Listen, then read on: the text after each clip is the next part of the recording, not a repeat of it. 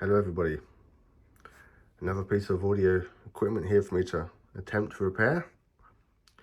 It's a Numark CDN225 dual CD player mixer deck, and I paid £15 for this off eBay. Faulty condition obviously, and seller stated power's on, but this controller does nothing. The screens turn on, don't turn on, I should say, sorry. Apparently the CD decks open and close, correctly. I got mixed up there between decks and ejects, but no, apparently they work correctly. It's just this shows no sign of life apparently. So now the problem is these require an 8-pin DIN connector cable, just one from the unit to the deck, and I don't have that either. That's a problem. So I've got to try and repair this, see if it connects to this without a DIN cable. So I could order a cable and wait. I mean, the cheapest postage I see was 5 to 7 working days, which is not good. I want to repair this now. Or, since this is going to be mine anyway, I'm not fixing this to sell it on, I could open it up, since I've got to open it up anyway, and then the pins inside, the solder legs inside, I could just solder some wire and send to the back of that one as well. I've got some little bit of ribbon wire here. Like I said, I've got to open this up anyway to see what's faulty inside and hopefully repair it. So why not just solder that to that, and that's the back of that. It's long enough, it's a little ribbon cable, it's not big and clunky and heavy, and it will just sit behind there like so. It's no big deal, right? I don't really need a cable that could be disconnected, because it's just a small unit that you can lift them up and move them anyway with that on top. So why not just do that? I only need one cable, and this is for my personal collection only anyway, so it's no big deal to me, so I might just do that. But then the problem is, obviously, I've then got to open this up as well to get to that back socket to solder these.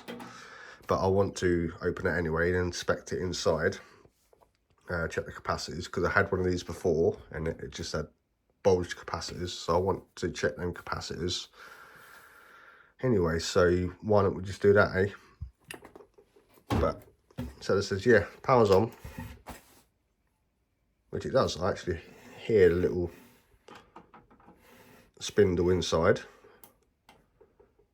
If I remember correctly, this is like my other one I had. It doesn't let you open them straight away. You kind of has to start up first, hopefully. Yeah, there we go. Obviously, I'll be giving that is a bit of a clean. That's a bit slower.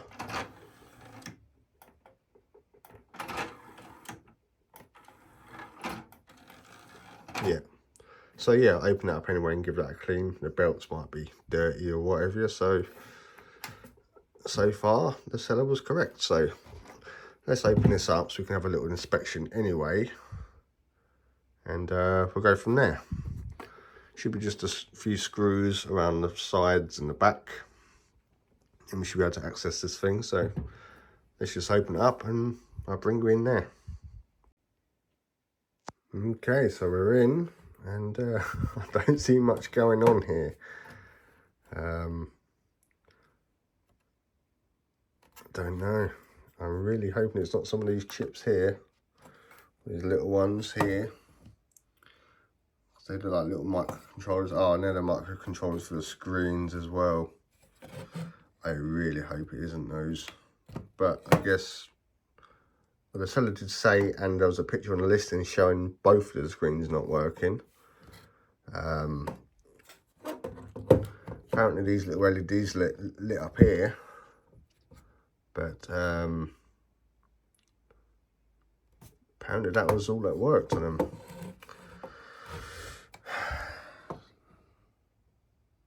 What's that? Voltage regulator maybe? Yeah, looks like a voltage regulator. We'll have to check that out as well. Well, it's on a heat sink, so it probably runs warm.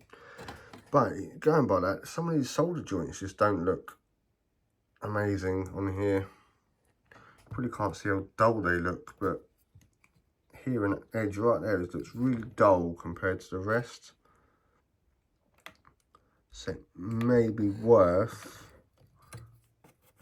checking solder joints. Has this had liquid damage?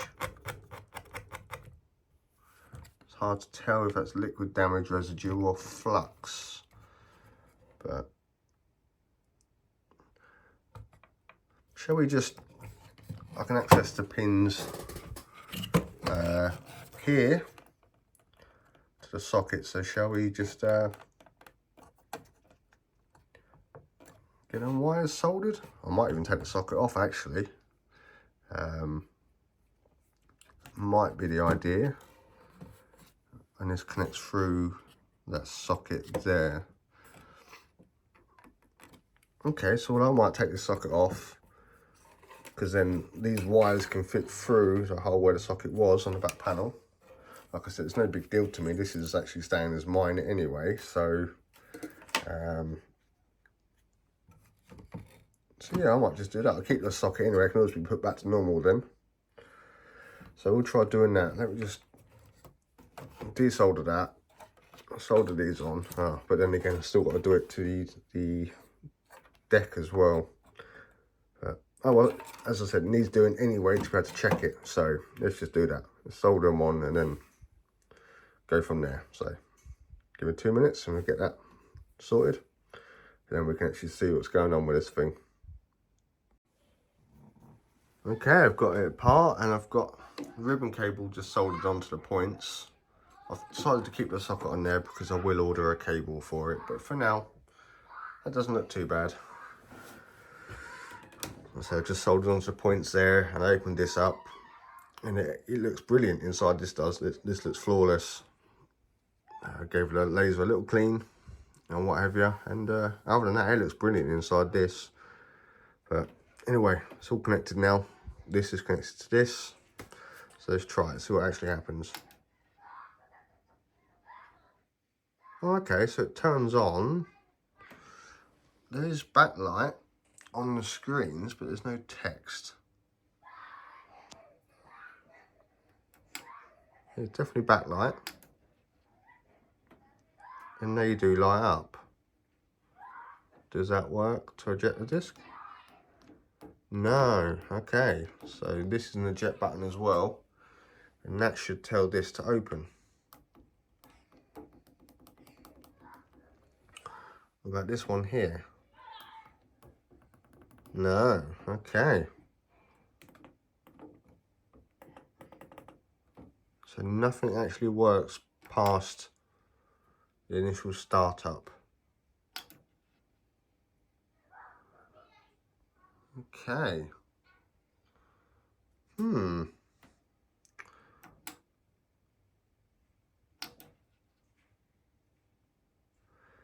that peculiar? Well, I want to check the solder joints first, honestly, because they look questionable. So I'm just gonna, there's a little capacitor here as well. I want to test that. But I'm really hoping it's not this socket stuff. Well, I could check the solder joints around this socket, I guess. Could be, oh, could be anything. But some of these solder joints look dreadful.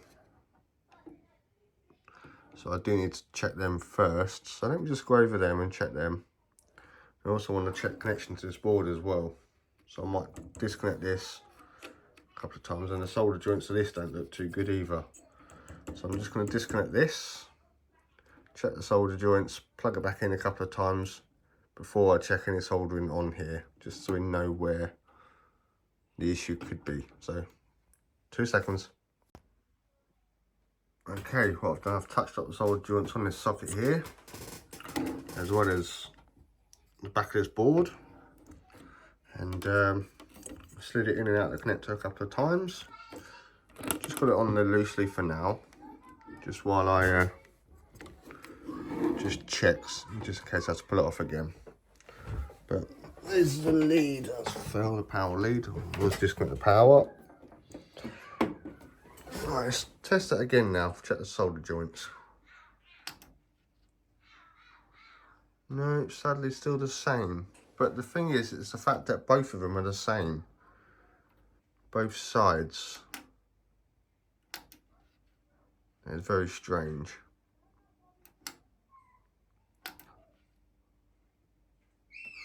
Does the eject work now? No. You know, if it was a problem with one of the chips, I'm gathering it'll be the chip for either side, not both of them. Because it still ejects fine, but oh, when you eject, they. Okay.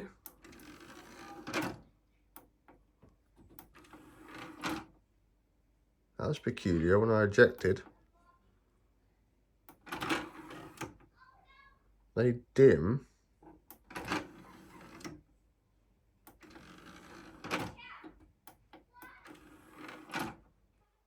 How strange. Ah. Oh, okay, so this drive's now having issues.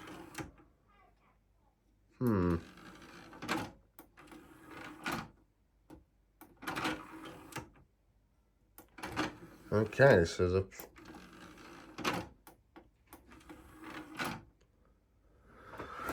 okay, well, I might double check, because some of these solder joints they look so questionable. I really need to, I'm gonna check every solder joint, I think, and then go from there. But it's very strange, when I ejected it, both these lights dim. Is there a bit of power problem in here, maybe? Well, anyway, let's not get ahead of ourselves. Let's check one thing at a time, so we can see what actually fixes it. So I'm gonna solder all these points. It might take a while, but there we go.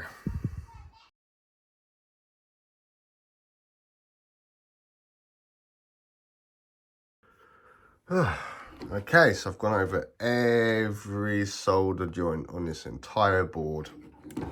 Some look very, very questionable, but shadow. Did that help? No, it didn't. It did not.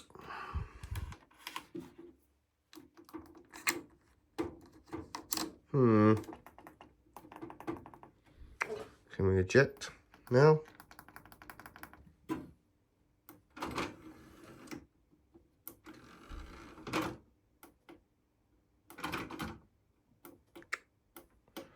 Oh, okay, now this is being silly.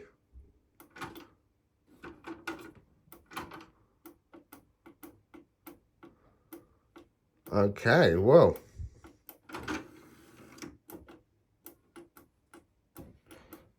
Okay, now they're both being silly. That's peculiar. Okay. Either way, that still does that.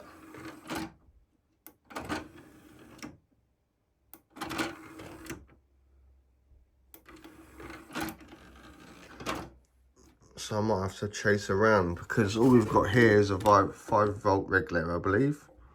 Right there. So we might have to chase around a bit more voltages and see what's going on here. Oh, I need to get my multimeter out. I maybe need to check in here, because I believe, obviously, this main unit powers this top one as well.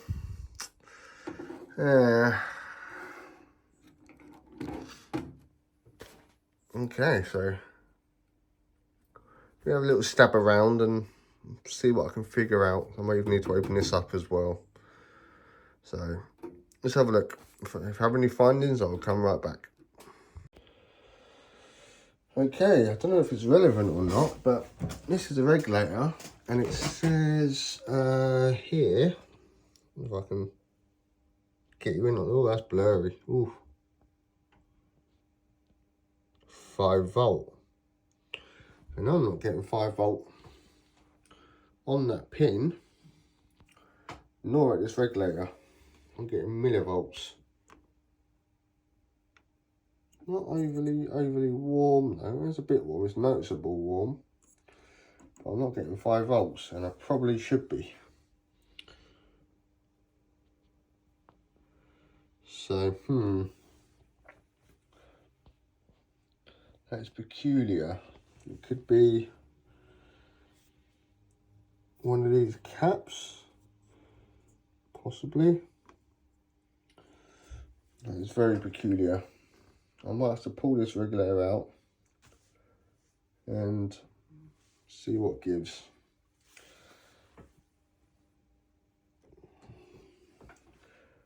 It could just be a power supply issue from here. I'm not 100% sure, but I can't see there really being a power issue because we're getting power, look. When there's a 12 volt rail and a 5 volt rail or something like that. But again, this says nothing about 12 volt rail. It only says 5 volt rails, so yeah.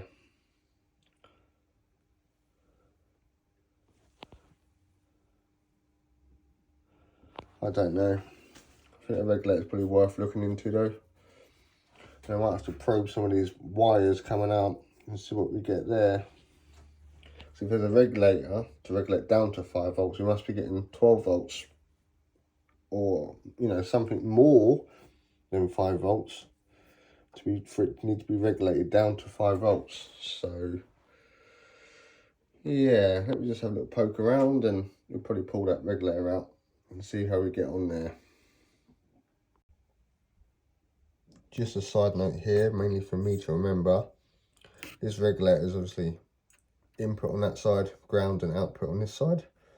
Input I'm getting 3.94 volts, output I'm getting 3.8. So it's clearly not getting much voltage to begin with, is it? And it definitely isn't the 5 volts as it states. So why do I need to regulate down from 3.94 to 3.8? Maybe it'd be worth checking in here then. Okay, so I'm inside this main unit here.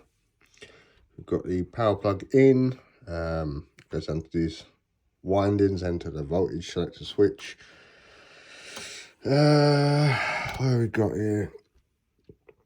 Which comes out to this board here, which I've started to unscrew here, but can you see some of these solder joints? They look dreadful.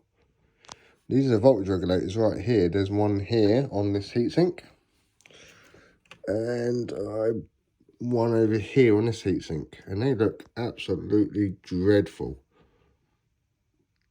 So I might give these a bit of a touch up first.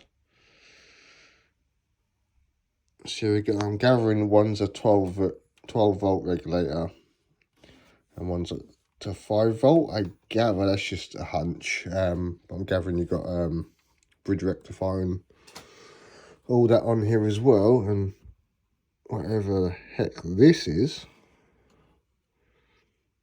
I do not know what that is. Don't know, but I'm going to touch these solder joints up first before I do anything, because they do not look good. Actually, this one here may be broken. Possibly. Well, I need to do that because that's not going to help, is it? So let's get these solder joints done and then we'll be right back with you again. I have got a tripod coming in the post, so as soon as that comes, I will be able to show the process of disassembly and the job I'm doing as well. But let's make sure these capacitors mainly drained, because I don't fancy getting a zap off these. So give me 2 secs. I'm going to go over these. Because like I said, I'm going to be keeping this anyway. This is for my personal collection. So, and even if I wasn't keeping it, I'm selling it, I still want to make sure they're all good for future use. So I might as well do them now. All right, give me 2 minutes. Okay, well, I went over every solder joint on there and put leaded solder, so yeah, probably hasn't fixed it, but you've got to check each step, haven't you? So nope. Okay, so it looks like I'm pulling that board out and checking the voltage regulators and everything on there. So let's just drain the power again and pull that board out. Okay, 3 rectifiers. This one here looks a bit more, I don't know, more used, a bit browner. A crack? No. Okay. I need to check the voltages on this. I don't know what they're meant to be or what. If I lay that back down roughly there, there and there are the regulators. There and there. So I need to test those so we can power it on and check those voltages. Let's have a quick nosy at those and see what they're meant to be, and we can go from there to see if they're outputting properly. Okay, well, this is still powered on, so I'm not going to touch it. This regulator here is 12 volts input, 5 volts output. This one here is not giving me a very good output. It's giving me millivolts, and same for this one right here as well.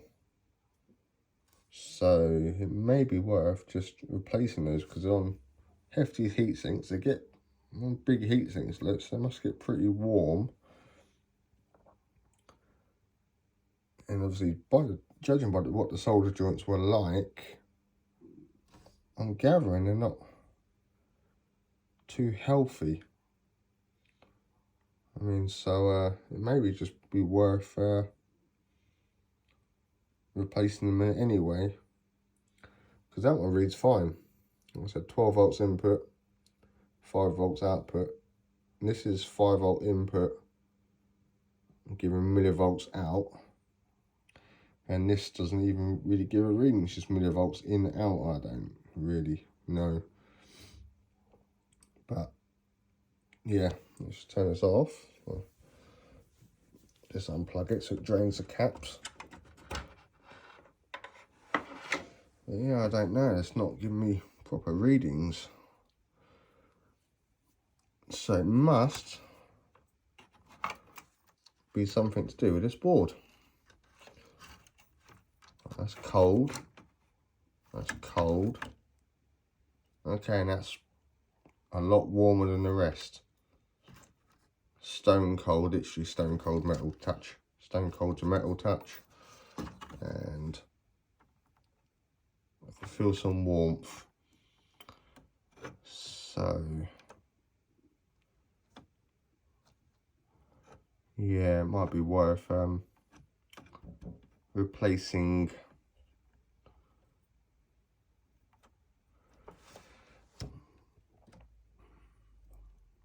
So yeah, I need to write these down, get some parts ordered. I might as well order the proper cable for this at the same time, because why not? If I'm already ordering parts, I may as well. So yeah, we'll just take a note of these. I mean, these capacitors feel and look fine. I can't see any bulging on them. How about that one in the corner there? Use the camera to see it. No, it looks fine. All look absolutely fine. Other than them, so these two regulators are stone cold.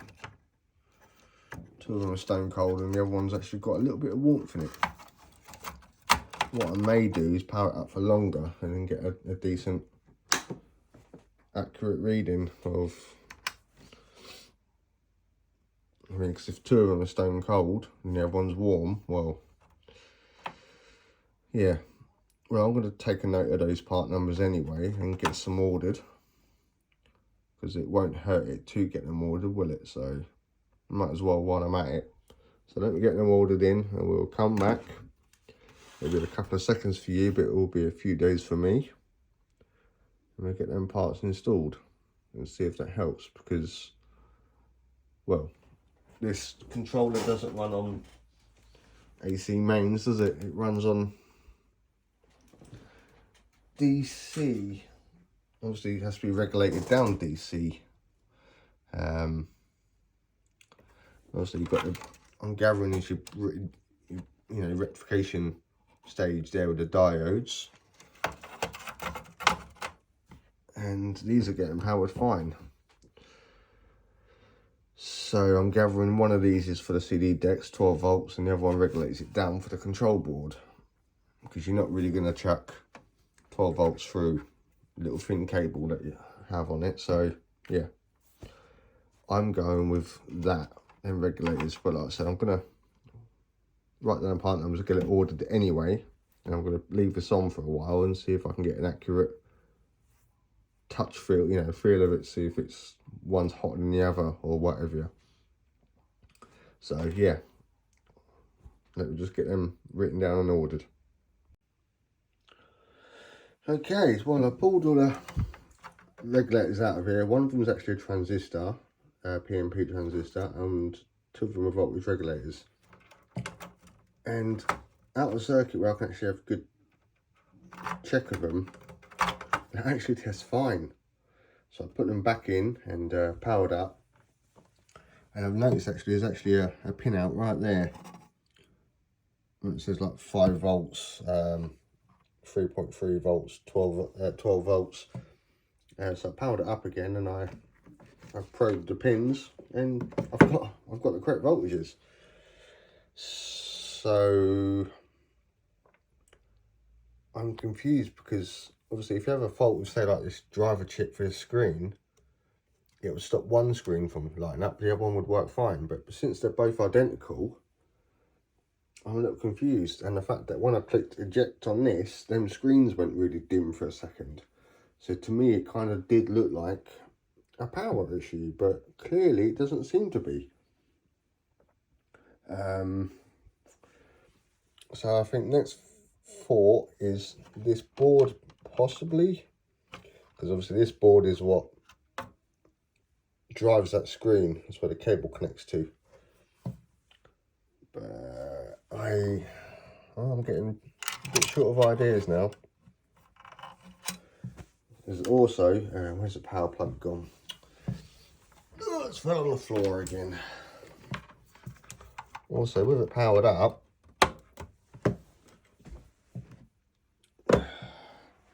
where did I put that CD? Over here. I've got a CD. It's copyright free music from YouTube anyway. It doesn't even attempt to spin the disclet. It doesn't even try to read the disc when you put it in there. Why are these buttons doing strange now? Okay. Oh, there you go. And the same goes to this side. Doesn't even attempt to spin or read the disc.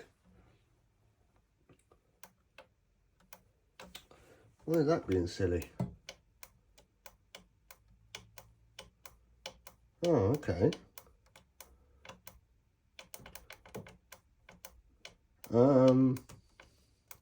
That ejects in. Now that ejects out. Very strange. So I'm getting a bit lost here. Maybe it's worth checking this board after all, because that must have a logic to run that screen, or at least send the signals to the screen, and clearly it's not sending anything. And something's not receiving the signal because it's not even attempting to read the disc.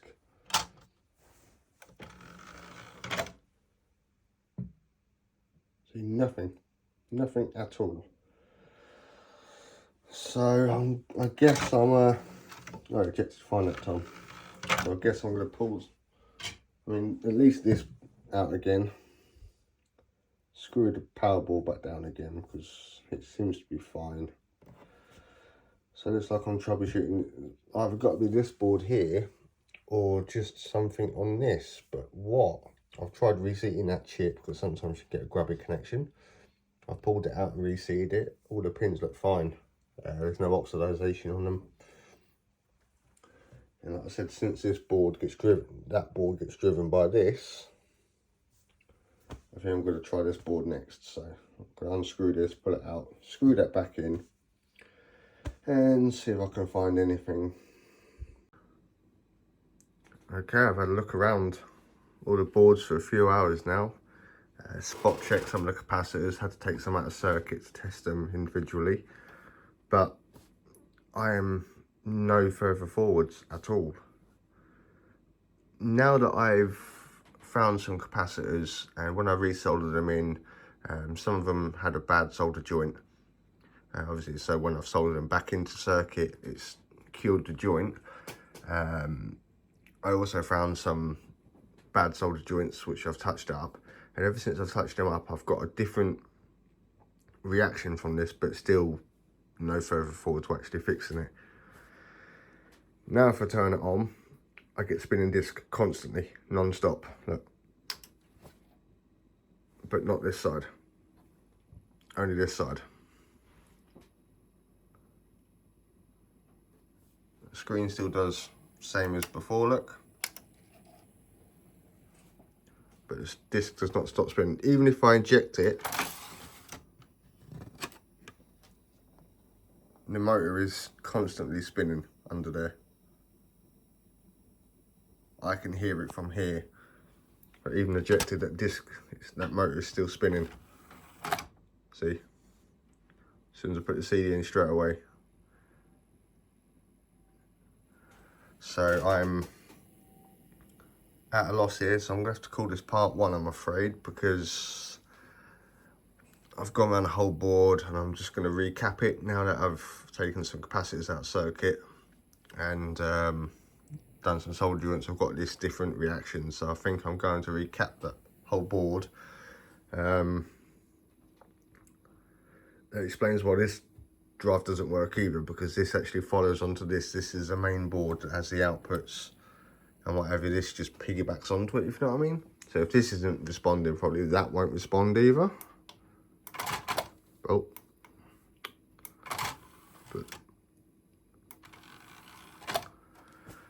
But yeah, I'm going to recap the board, so this will have to be part one, otherwise this is going to be ridiculously long.